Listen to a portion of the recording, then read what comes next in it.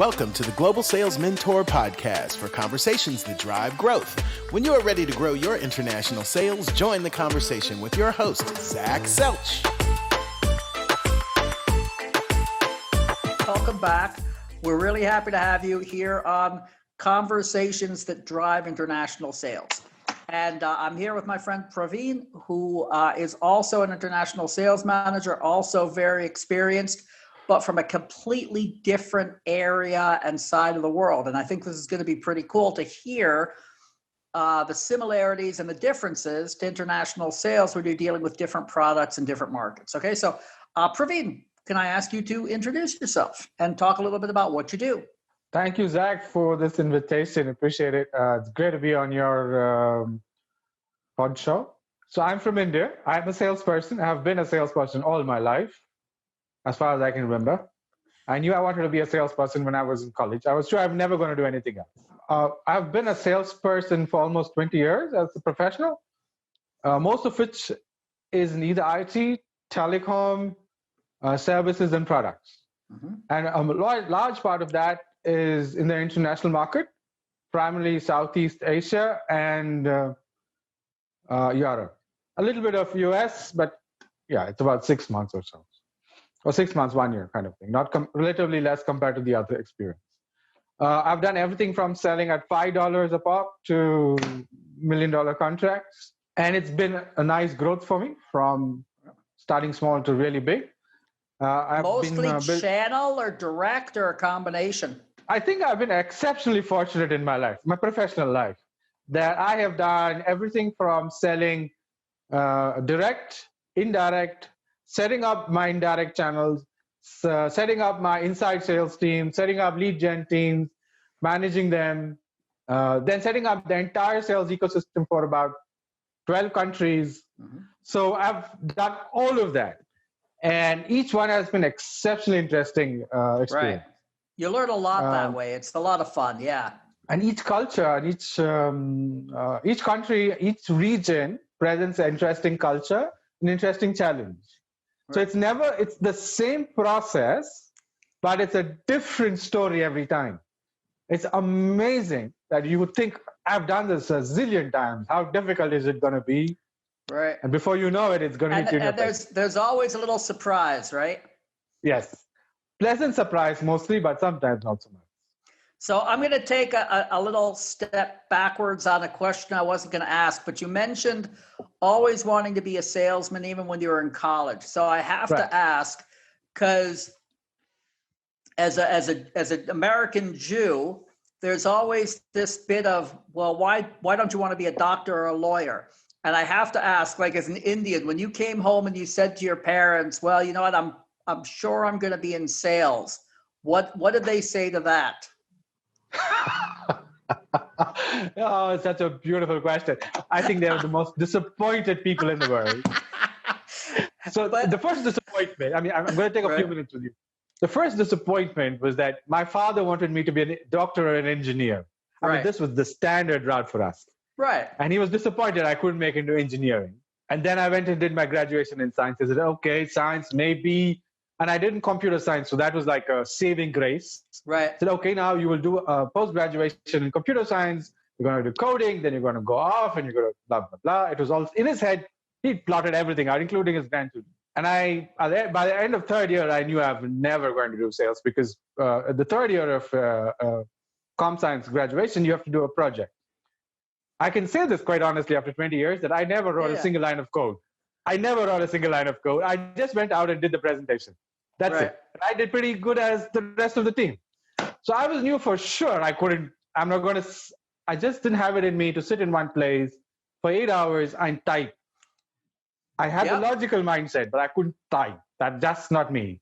So I knew I had to do sales. So I was quite clear, I'm going to do sales. And I confirmed it. I had a gap year between my graduation and post-graduation. I took a year off. And I worked in sales. I was completely sure. I'm never going to do anything else. And that's a good thing and a bad thing in the sense that it's good to know, have clarity that you know what you want to do. The bad thing is you could never do anything else once you're in sales. Once you've tasted that, I mean, you could throw anything else along. I'm not going to do it. I'm going to do sales. I know what you know. And I'll tell you what, there are people, I know people and they say, well, I was in sales for 3 years and then I was in HR and then I was in sales for 3 years and I did project management. And I think you're really not a salesman. If you can be in sales and then leave sales for something else, it's not in your blood, it's not in your blood. And right. I know exactly what you mean. Like I've pretty much always known I was going to be in sales, right? And that's that, right? But I know what you mean. That's a funny story. Just to cap that story off, so I did my MBA for 2 years, right? So they were quite surprised. I had topped the entrance test. I didn't know that. Mm-hmm. I had topped the entrance test. They were quite surprised. I actually studied so much that I went and did 2 years. They didn't pay too much attention. They thought I'm going to do something with science, right. Systems or something. And I did majored only. As long as you were in university, your parents didn't care, right? They didn't care. They really didn't care. At the end of 2 years, I came back and told them I'm going to get a sales job and I want to do it in IT.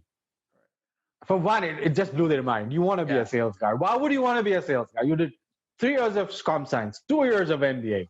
Now you want to take a bag, go out on the street and sell like the rest of the guys, useless guys. What is wrong with you? It's even, and I don't know how it's in your family, but in my family, everybody has an opinion about everybody else's career. Oh yeah, I was the first guy to do an MBA in my family, so they lost their mind because the image of a salesperson is with a tie, a white shirt, black man, a bag, walking house to house or office to office, making a sale. Right. Yeah. That's not what they thought I would ever do. So that they've given up on me. So yes. That brought a lot of good memories for me. Yeah, I know exactly what you mean. So can you talk a little bit? So I've had somebody here from oil and gas, and I've talked with somebody from healthcare, and I'm in healthcare. So talk a little bit about the sales process when you're dealing with software and you're dealing with telecommunications. Can you talk a little bit? And you're going into a new country. Talk a little bit about how you do that.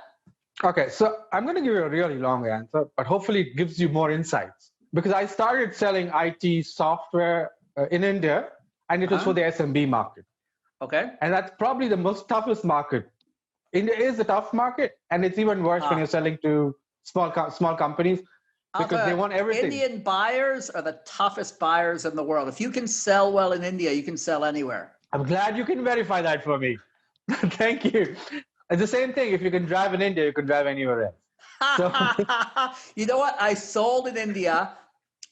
I'll tell you, I drove once in India my whole life.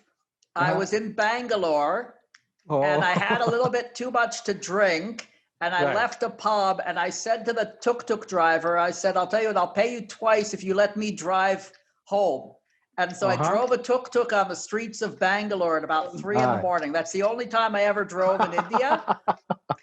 And that's it. I was terrified to drive in India. I always sat in the back. Yeah. It's very interesting because sometimes I say, if you look at the traffic in any country, it somehow gives you, it's a sixth sense. There is no science to this.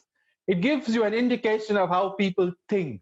Have you ever noticed in Vietnam, you could walk out into the middle of the street in Vietnam and everybody parts around you. They're very cooperative. Everything's harmony. And that's the way they think. They're a culture that's very harmonious. And India, no. No. So unfortunately, I've never been to Vietnam, but you're right over it. But yeah, nobody's ever said as harmonious as India, right? No. I think the south of India, especially Bangalore, is much more harmonious. Yeah. Vis-a-vis Delhi. I love Delhi. I've lived there. I love the people, but I think once they're behind the wheel, there's something wrong. Oh yeah. Something switches off. And that's true. That's true of the sales as well. Right. In the sense that when you start, the SMB market is exceptionally difficult to sell. They're very price sensitive. They want everything that the Fortune 500 has for peanuts. Nothing wrong in asking. Right. So that my training was in that part of the world. Those days, I did not learn, or rather it was my own stupidity perhaps, that I couldn't map out this buying process with the sales process. Right. I think it was further down my career that somebody sat me down and said, okay, guys, this is what a sales process looks like. This is what it means. I had studied it in MBA, but I never applied it well. So it was mostly instinct. Right. And quite interesting, the buyers didn't follow the sales process. Right. If they liked you, they bought from you. If for instance, you were referred by the right person, they bought from you. Didn't matter what you were carrying. So it was a lot of instinct. And that is very interesting because it really, and if I look back, I think if I predicted what I did with instinct versus what I did with process, it's almost the same. It's almost the same. Yeah, because your mind kind of picks it up. You know you're going to make the sale. First call, 5 minutes, it's done. Right. That held me in good stead when I went out. Over the period of next few years, somebody sat me down and talked to me about the sales process, and this is the start, this is the end, this is the funnel, blah blah blah blah. Right. The third part is the actual setting up of a sales ecosystem. So when I went out to sell to a country, we did all the research because selling from India is expensive because you're going to sell in dollars. I mean, you're going to spend in dollars and try to earn dollars, where the rupee is really a weak currency vis-a-vis the euro or the pound for that matter. So one, you do a lot of research. Two, it's about setting up a sales ecosystem. It's never about the process per se. Right. And the sales ecosystem has to match with the buying process of that business culture. So for instance, the business culture in Greece is relatively different from the business culture in Germany. Right. The process, in theory, the process remains the same. But if you drew a graph, if Germany went from N 2, 3, 4, 5, Greece went all over this place. And you don't know when you reach the place. You reach the place. Not very different from India or Albania or those kind of countries, right? You know what? If you map out the cultural indicators of Greece and compare it to the rest of Europe and the rest of Asia, even, so physically it's closer to Asia than any place else. But culturally, it's closer to Asia than any place else. It has a lot of indicators, things like building trust, things like dislike of uncertainty, things like that are very Asian are common. So it's interesting. I'm sorry, go on. Yeah, this is beautiful stuff. Yeah. Because the way I see it, that part of the med part of the world is more in tune with the Middle East, which in turn is more in tune with us, the Asian culture. It's like a extension. So I'll give you a good example. Two things. One, you told me very clearly, was relationship. That truly matters. The second thing is the value of a contract, is the value of your word. Right. In India, and I hope nobody sues me or gets angry with me, but in India, truly what it is, sometimes the contract is not what the paper is written on. Right. What matters is your word. And as you go towards the med, it gets less, but the value still matters. So if you give a word in Greece that you will do it and you don't do it, you're never going to do business with anybody else. And that's the end of for you. The same in India. It's all about trust on a personal basis. Exactly. Correct. Yeah. And that means instinct, relationships, long-term, no games, politics. I mean, not politics of the like politics in the parliament. I'm saying politics of business, business politics that happens there. And so I'll you need ask to know you, all of that. I was just talking about this with somebody else. Have you ever seen anybody actually get sued? You have a contract with somebody, a distribution agreement, something like that, and they break the agreement. Have you ever seen anybody actually get to court over that? No, I've personally never experienced that. Me neither. No. I always say you can write the contract, you can spend time and effort into a contract. In the end of the day, the contract is about separation, but you're never going to see somebody get sued over it. So you spend 6 months building in all these details into your contract. Don't expect to put a lawyer on an airplane to India to sue somebody. It's just not going to happen, right? No. And the only reason you have a contract is so the legal department feels safe. Exactly. And you have conditions to separate. You can say, look, at this point, you've broken the contract. I've broken the contract. Let's each go our own ways without, right? Anyway, I'm sorry. I keep interrupting you, but I'm just having so much fun with your stories. So go on. So to me, when you talk about a process, I'm looking at business culture and business buying process. It's never in isolation. So the textbook will tell you this is the sales process and this is the buying process. Really good. I'm not saying it's bad. It's good.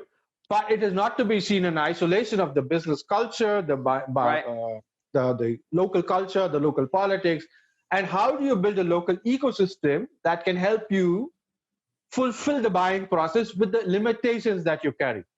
Let me give you an example of what a limitation. Please do.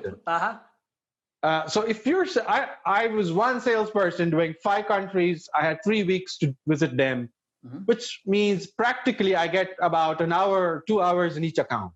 And typically we're selling to banks, insurance companies, financial institutions, which means Oracle, Microsoft, SAP, all the big 5, 6 guys have 2, 3 account managers sitting there.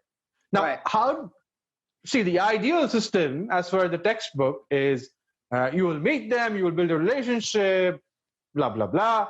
That's possible if I live there. I don't live there. So how do I create a multiplier effect using my ecosystem to help me do that? That's a game changer, because if you're going to visit a customer once a month for 1 hour, what are you going to do to sell to them? Where your competition has 3 account managers meeting them in the morning, they take them out for lunch, they take them out for drink. In a country like Cyprus, I mean, every guy is related to everybody somehow. So, practically they're related to everybody. And I have no way of going to break that trust. And we did sell in Cyprus. So talk a little bit about building up your ecosystem, please. I think there's a science and art to that thing. When I give us, let's say, a country plan to my boss, it's pretty straightforward. We will do the top 3 SI companies. We will do based on certain parameters and certain indices. We're going to do this is my partners, top SI companies. We're going to do the banks. This is the implementation partners, the customer service support partners. All of that is almost standard template. He knows. I know. Just fill it and give it him. But the reality is, it never works that way. The reality is very different. Because let me break it down for you. Let's say a country like Poland. Yeah, it's not a big country, but it's one of the largest populations. It's like 20 mil or something like that. So if they have, let's say I'm talking to the top 5 SI companies in that country. The top SI companies all have relationships with, let's say, the top 10 banks. They have, no doubt. But the value and the depth and the breadth of that relationship will be really good in only 2 accounts. That is their bread and butter account. 2 banks. That's it. Everybody else, they're doing, I just sold him a, gate pass or some security system, or, this plastic cards to swipe with.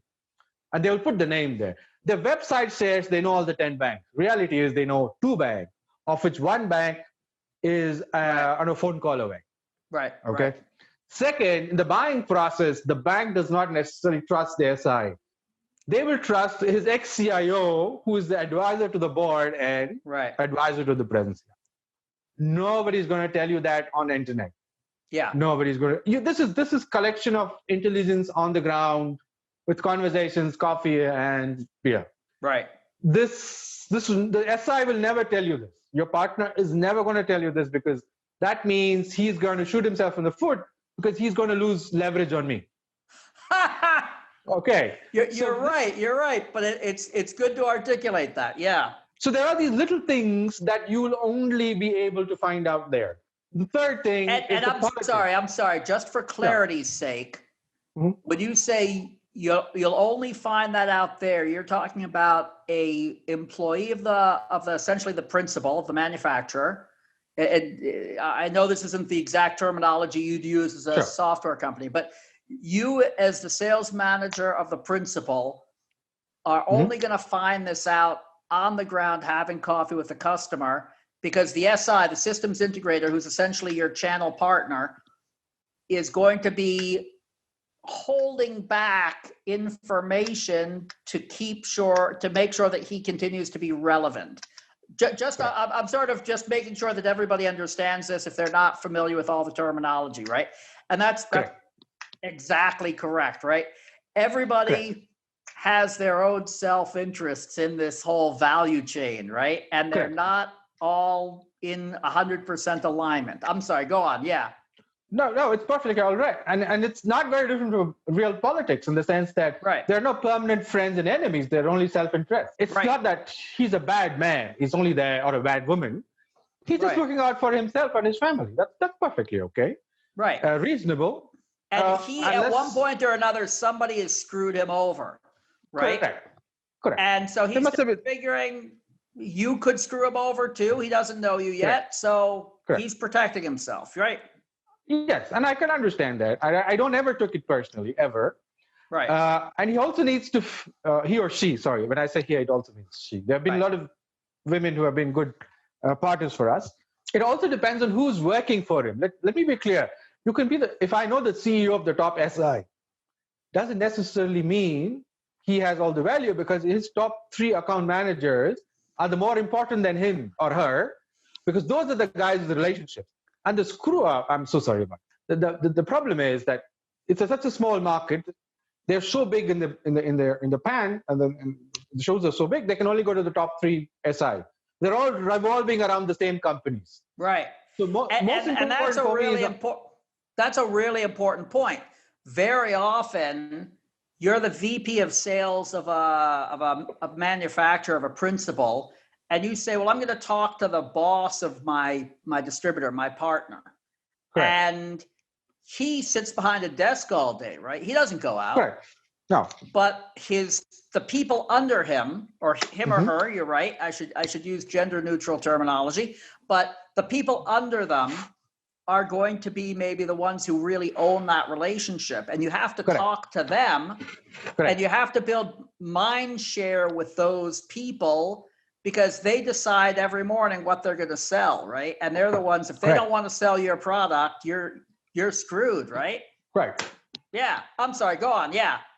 And the interesting bit is, now if he moves company, basically this company, your partner, lost that account because he takes the relationship with him. Of course. And and I don't know about in your field, but I know in healthcare, there's a huge turnover in sales in good salespeople of distributors. Correct. So very often you're working with somebody for 3 or 4 years, and boom, he goes and he changes to another distributor. Correct. And then you have to decide if you want to follow the salesperson or stay with the distributor, because you have to balance what's going to be the better way to protect your relationships, right? Correct. And that is also, now you flip it over and look at it from the buyer perspective. Right. Because the buyer is comfortable not with the company, but with the person. Right? So sometimes I go back to the buyer and I say, look, this is happening. I know. This is an inside story. I know he's already spoken to you. You tell me, do you want me to stay with this company, or do you want me to stay with the person? Right. I will do what you want me to do. Have you ever started out by going to an end user and asking them to recommend an SI to you, a partner? Oh, experience speaks. So see, that's what I normally do. After some time, I decided I'm not going to go to SIs anymore. I'm going to my end user. I'm going to sit with the CIO. I'm going to tell him, tell me, sir, who is your best SI? Right. Who do you are happy working with? I'll work with them. Exactly. And he will, after 2 meetings, he will tell me. Exactly. And he's not going to say it in the office. You're going to take him out for a drink, and then he's going to tell you. Exactly. And the interesting part, Zach, is this is happening, that he introduced me to a new company. He said, go meet the new company. They're fantastic. I found out later that he is related to the CIO. So I don't want to know those details, but yeah, that's what happens, right? And I said, fantastic. This is best leverage that I can ever get. Yeah. I always say you need this relationship to sell. And what you said in the beginning is exactly true. If you're going into Cyprus 1 day a month, you can't ever build up this relationship. So what do? you outsource this relationship. You find somebody who has the existing relationship, right? Correct. That's our job. And Right. what I find, which is crazy, is sometimes people will say, our product is so technical. We need somebody who has a doctorate in programming so that they can Right. make sure. And I'm like, that isn't what they need. They need to be the cousin of the customer, right? They need to have that relationship. Correct. They can buy the technical skills. The cheapest Correct. part of the value chain is the guy who installs the system, right? Correct. I mean, how difficult is it to find somebody to install or service the system compared to finding the guy who has that relationship? Correct. So in my sales process, I would say, guys, you just be the face, open the door, shake hands, tell me whom to take out for dinner. You close the deal for me. I will come and do the demo, the proof of concept. We will do all of that. Right. Just make sure we don't slip the deal. That's it. In some countries, it works. Sometimes I know buyers don't want to work with partners. The partner is only there so that when the RFP is released, they can show a local guy. Right. Otherwise, they want to directly negotiate with me. Right. Because I think they're going to get a better deal that way, right? Correct. So it depends on, sometimes the buyer decides and you follow what the buyer wants. That's perfectly okay. Right. Because you need to close the deal in the end of the day. And if the buyer is convinced that he's not going to get a good deal working with a partner, then you have to work with the buyer, right? Correct. And the sales process is not as simple as it's in the textbook. Remember, we talked about the flanking techniques, flanking tactics, and all of that.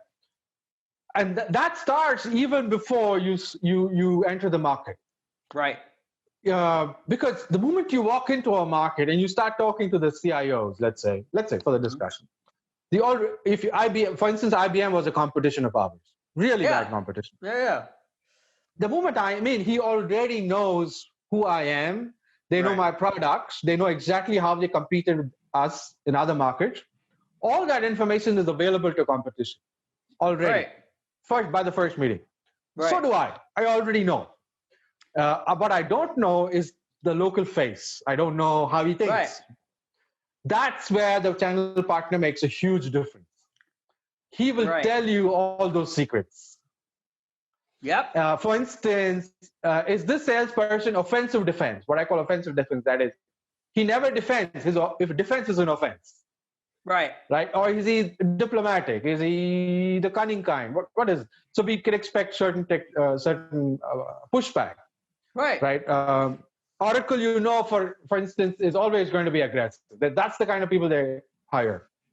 Then I will have my cousins from the rest of India who are trying to pitch the same business. So there is multicultural, international, global, and local. Yeah. And you're going to compete with all of them. And there could be expensive products, and then there'll be cheap ripoffs, local ripoffs, startup.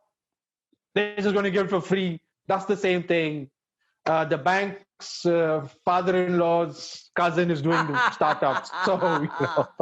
So I have a specific question for you that I have to ask. So when I go in selling internationally, one thing that I tell people this all the time, I have an advantage, because if I go in and I say this product does well in the US market, then it already has some type of credibility. Right.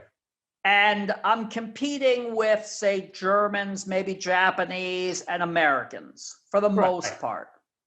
Right. Now, you growing in, competing with IBM and Oracle and companies like that, and you're from India.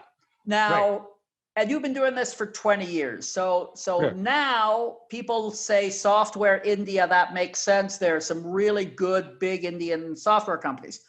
20 years ago, it was a different story.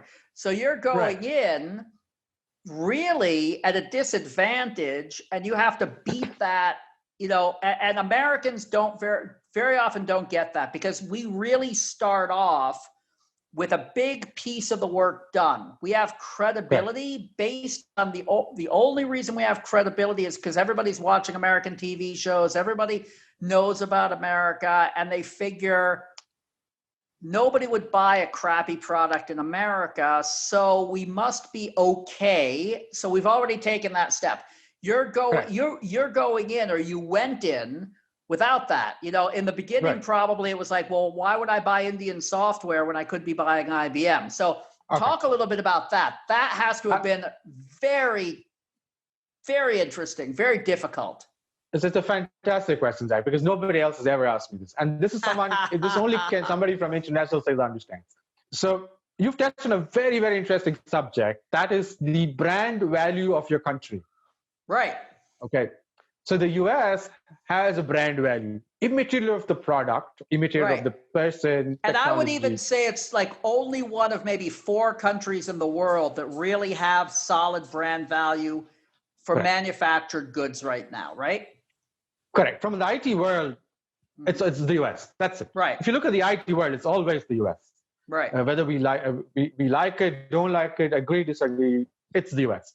If you're from the US, then you're pretty much up there as far as the customer buying list is concerned. Yeah. Right. You've taken one step forward ahead of the competition without even trying. Exactly. Yeah.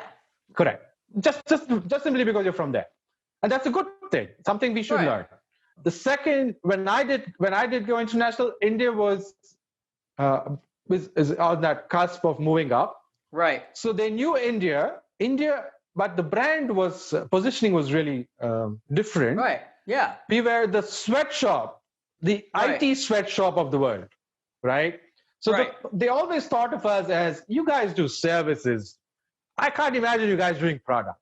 Right. So that's like, we're good in IT. What makes you think we can't make a product? But you guys do software services, you said. So when they're thinking bodies, people, sweatshop, IT, that's one.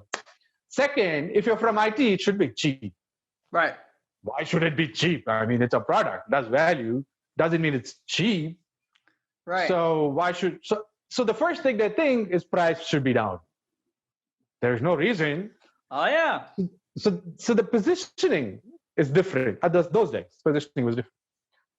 Third, and I don't mean to be politically incorrect in any way, but it's a fact of life, you must understand, is that I'm going from Asia to Europe. Oh, right. So culturally, I'm disadvantaged. Oh, yeah. And with all due respect, my color is in the wrong side. No, I understand that because as you know, everybody knows a really politically correct German friend.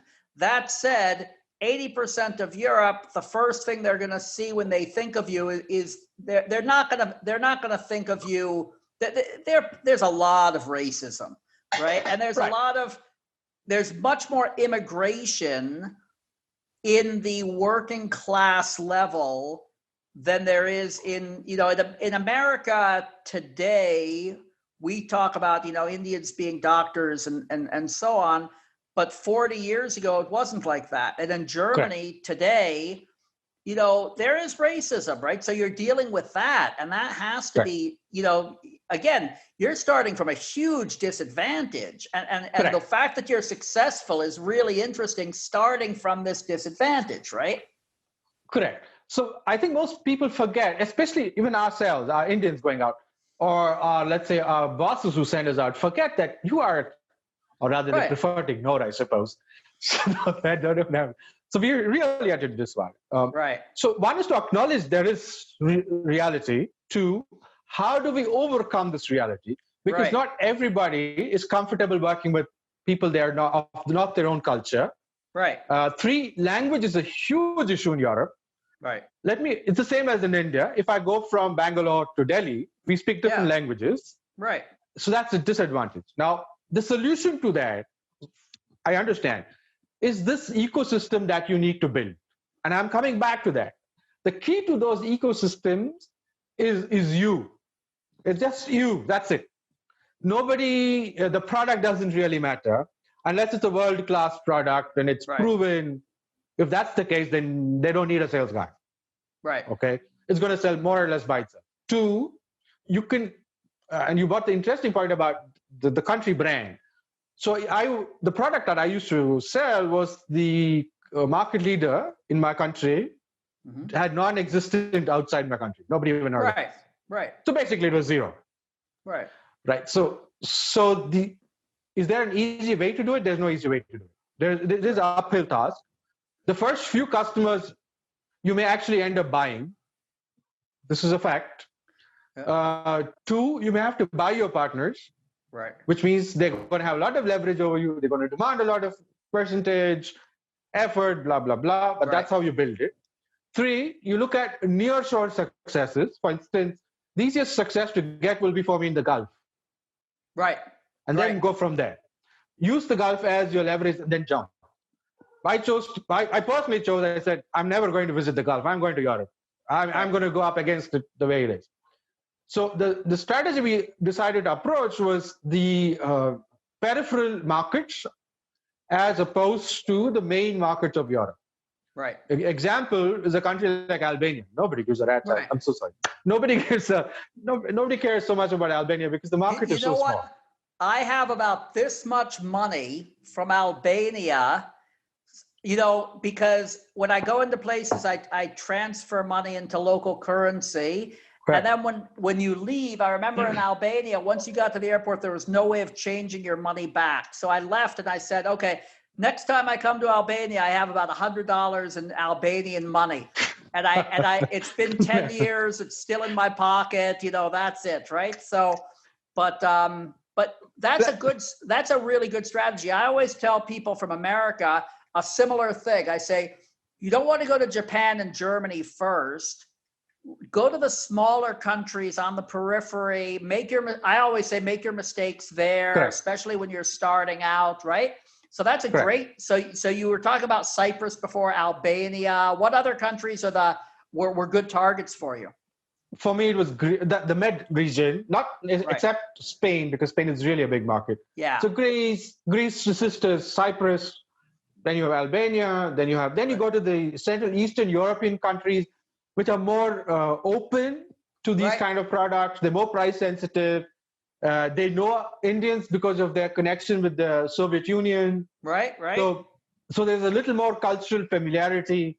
And then you come around, you don't stop trying to get into Frankfurt and the UK, but you don't expect a lot. Right. If you spend 10 hours everywhere else, you spend 1 hour here. But if you have a couple of reference sites in the EU, correct, makes it a lot easier to get you into Frankfurt, right? Correct. Yeah. So we had two strategies. One was the EU strategy and the non-EU strategy. Right. So, for instance, some of the EU countries, some of the Central Eastern European countries were not part of the EU yet. Mm-hmm. They're in the application process.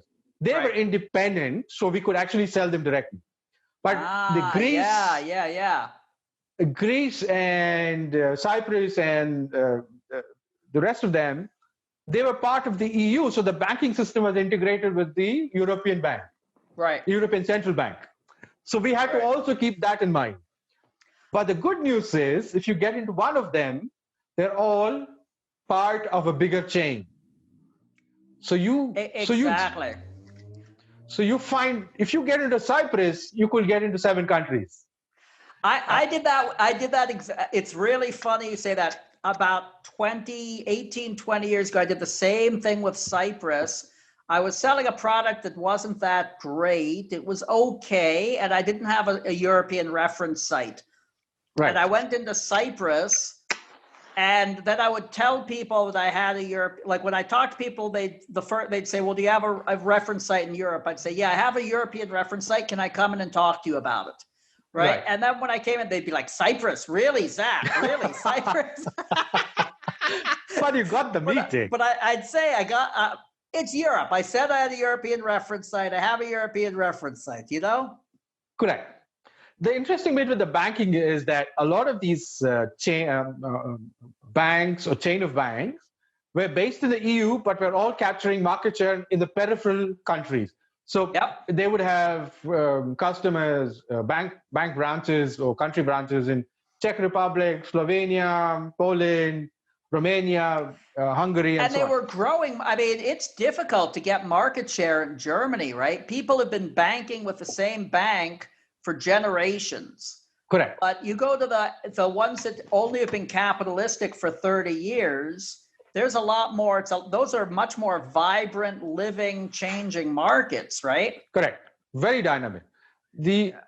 So this comes back to what you talked about, is your brand value of your country vis-a-vis the local culture, and what is your brand value as a person in that culture, right? So you can choose to go either way. You can choose to start from the EU and go work downwards to the other countries, or work backwards, or you could do a two-pronged approach.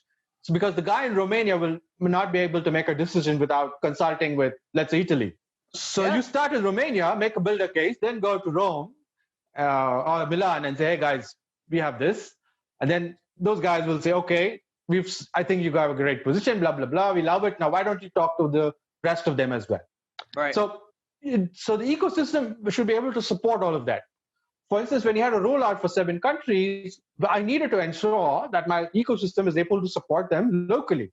Because even if my guys from India were to implement it, the local banking, the teller, the cashier speaks Romanian. Right. There is nobody from Greece speaking Romanian. He speaks English. Right. We needed a local guy who can speak in Romanian, support me, but also has a decent relationship with Greece so that they're not flustered. So now try and imagine that it's a 3x3 matrix of complexity. And this is just the beginning. Yeah. And I'll tell you what, I always say, one of my favorite sayings is that they used to say, people would say, well, Fred Astaire is such a good dancer. And you say, yeah, but Ginger Rogers has to do everything he does backwards and in high heels, right? And when the work we're doing, it's like selling, but it's 5 times as complex, right? Because you have to deal with those cultural issues, and you have to deal with the matrix of who's going to do what part of this, and how do people think about it, right? Correct. So when we talk about just to link it back to the question you asked me of country brand value, right? And so I think the only way for me to overcome that was my personal brand value, right? Because if I'm starting -3, and the guy in the US is starting at 0, I needed to overcome the minus and then build on that. Right. And I am the only face of my company, because I'm not going to bring my CEO for an introduction meeting. Right. My VP is not going to visit until there's a demo in place, and he says, okay, I don't have the time for this unless you have a demo. So the only key way is yourself, your brand. 2 is the ecosystem you build. Therefore, the partners you choose will decide your fate. That is beautiful. Exactly. And so I basically say your partner mind share is the heart of your business, and you have to get the right partner, and you have to get that partner really wanting to sell your product. And if you lose that, you're done, right? Correct. That's great. So I've taken up a lot of your time already. I'm having a lot of fun because first of all, it's always great talking to a real international sales professional and somebody who has a fair amount of experience, and we can share stories. And I also love the fact that you're coming at it. Like, I recognize how difficult it is not having that country brand to lean against, right? Because you're coming at it from a really difficult position. So before we finish up, let's throw me out a story. Tell me a story about, like, I'm guessing you've had 1 or 2 instances where you've gone in and somebody has just treated you really badly over the fact that you were from India or something like that. Do you have any stories that are just hilarious? I'm sorry to put it that way, but any good stories about, like, a really bad meeting? I will give you 2 stories to illustrate 2 different points. So I was in this Mediterranean country. I won't give you the name, so that this was my early part of my initial visit. And I was not very familiar with that country yet. So I was walking by to get dinner, and I was probably the only brown guy there, that place. The other brown guys were from different part of Afghanistan, Pakistan, blah, blah, blah. Right. And those were all immigrants who tried to jump into Europe through that country. Right. So and I was not wearing my suit. I was wearing my, jeans, Right. Your my evening faded clothing, jeans yeah, and my. right. And I think in the first 15 minutes of me walking on the street, I got pulled over by the cops. And I was like, okay, this was initial days. So it hit me straight away, and I realized, okay, I have to learn. This is an important lesson for me to learn. Right. Unfortunately, I was not carrying my passport that day. I normally used to carry. Right. But fortunately, for some strange reason, the cops decided to believe me, and I showed him my hotel keys, my card, and all of that, and said, okay, so next time, please carry your passport with you, and I'll let you go. So I was fortunate and unfortunate, but it was a very important lesson I learned very early on. Immaterial of what the guy in the company treats you, you are what you are when you're outside. And it's nothing wrong. Nothing wrong. I have nothing against those people. It is what it is. Yeah. So let's deal with that. Second thing, initially, when we visited these international markets, pretty much everybody, and I won't say everybody, pretty much everybody, thought of us as a sweatshop. Yeah. It was not a personal, they didn't ill-treat me personally, but they thought whatever I bought was about low-cost services. You're going to sell them some bodies and be done with it.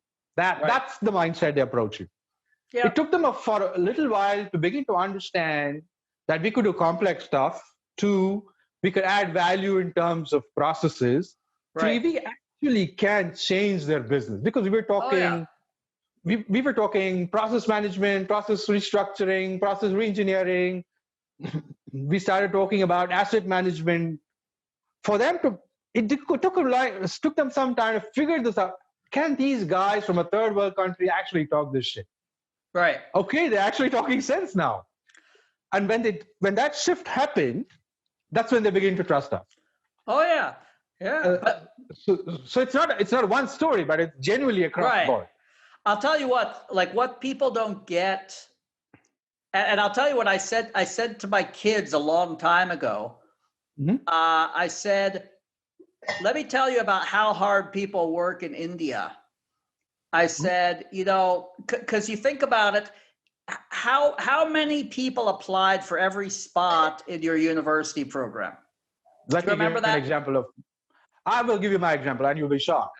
Yeah.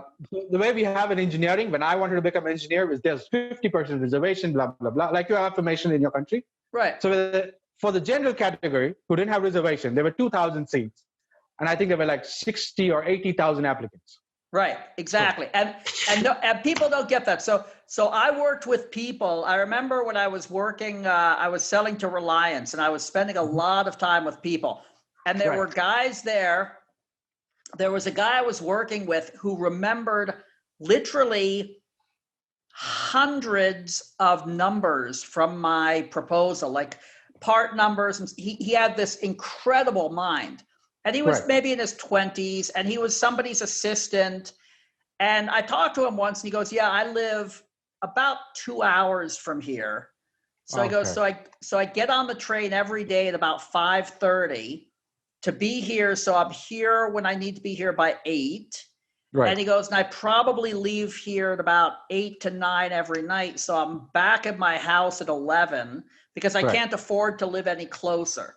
And he said there were like, again, it was, 70, 80, 100 applicants for every spot in the university he went to. And he was number one in his class. And then, so these are the people we're competing with, right? So when you say to somebody in Germany, they're like, well, I don't know if I can trust you, you're a sweatshop. And you're like, you don't understand. It's as though everybody in my company went to Harvard and is working 80-hour weeks trying to make a better product, right? I mean, like that's what we're competing with. And that's what I said to my kids. I'm like, okay, you want to be lazy, that's fine.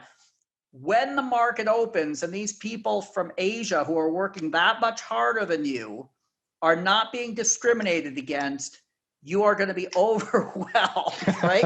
So you had better work hard and be prepared, because if the playing field was level, you're going to get drowned by all these people who are working that much harder than you are, right?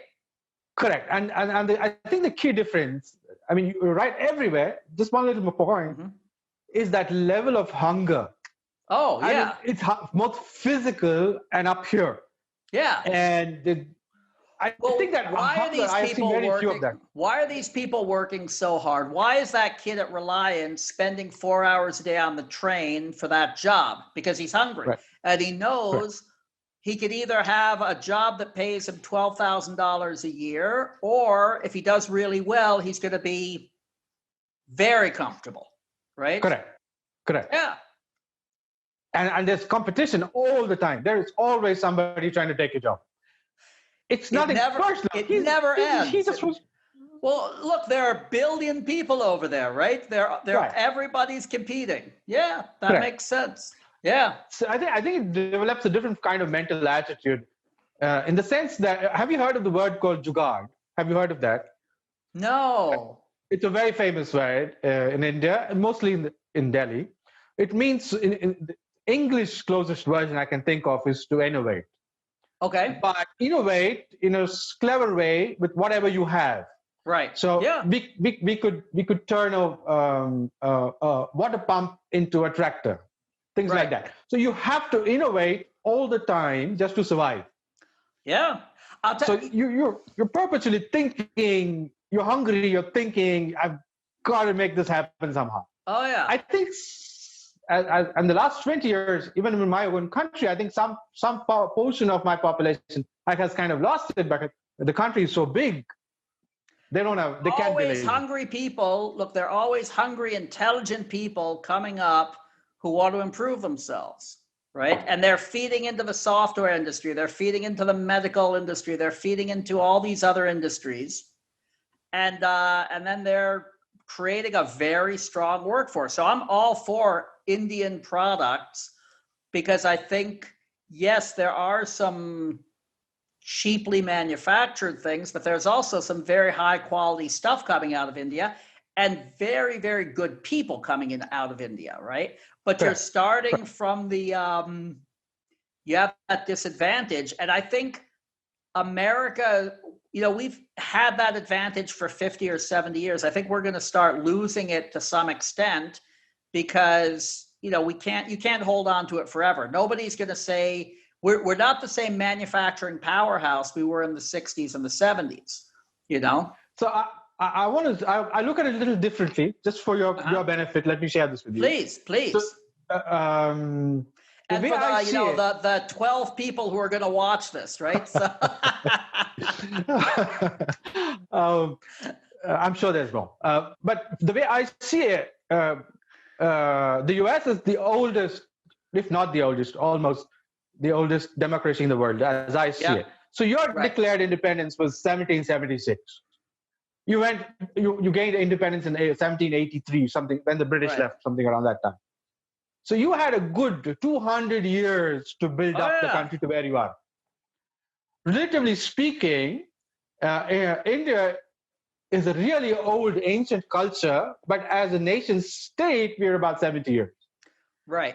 We still have a long way to go. So the way I see it is, the US is where it is because there's 3 generations before that worked there. Hindsight to get where you are. Definitely. And we had 2 other advantages that other people didn't have. We had a real influx of capital, which essentially means we gave a lot of free land to people because we took it away from the natives. Right. So a lot of people got a free farm from the government, right? Which is a big advantage. And then the other thing, which I think is an advantage, is everybody came from someplace else. Okay, so some people were English, but that was 10%. And some people were German, that was 10%, right? Correct. So we're not stuck with the old ways. One of the things that India had to do was essentially forget some of the 3,000 years of culture that was locking you into a certain position to become a capitalistic democracy, right? Correct. So that's taken some time, but now I think you are going full steam ahead, right? And Correct. the innovation that I'm seeing out of India, the hard work that I'm seeing out of India, I don't see among a lot of like people who are American, whose grandfather was born in America, almost are never working that hard, right? They've Correct. become a lot slower, a lot lazier, right? Some of the immigrants are. Correct. So I think, yeah, you have an advantage, and we're on our, we have a slightly downward slope with that. And that's, I think that's the way the world works. That's perfectly fair. I don't have a problem with that, right? I think that's the way the world works, and Correct. That's fair, right? Yes. Everybody goes up and then everybody goes down and they go back up again. It's normal flow of life. So that's Exactly. perfectly okay. I'm just going to say we should start rolling things up because, again, those I don't want to stretch this out too long. I want to let you get back to your life, and I want to make this to the point where the viewers don't start wondering, what they should be doing now. So thank you very much, Praveen. I had a blast. Anything you want to tell anybody? Anything you want to promote? Anything you want to talk about before I let you go? Well, thank you for the invitation. I really enjoyed this conversation. I run a community called Selch, which is for community for sales professionals in Bangalore. Many of your audience may not be from Bangalore, India, but may not be. Right. But if you're there and if you like something that we do, reach out to us, share us your inputs. Really helpful if you go to the YouTube channel and especially on LinkedIn and support some of the stuff we are doing. Great. All right. Thank you very much. Thank you, Zach. Take Appreciate care. it.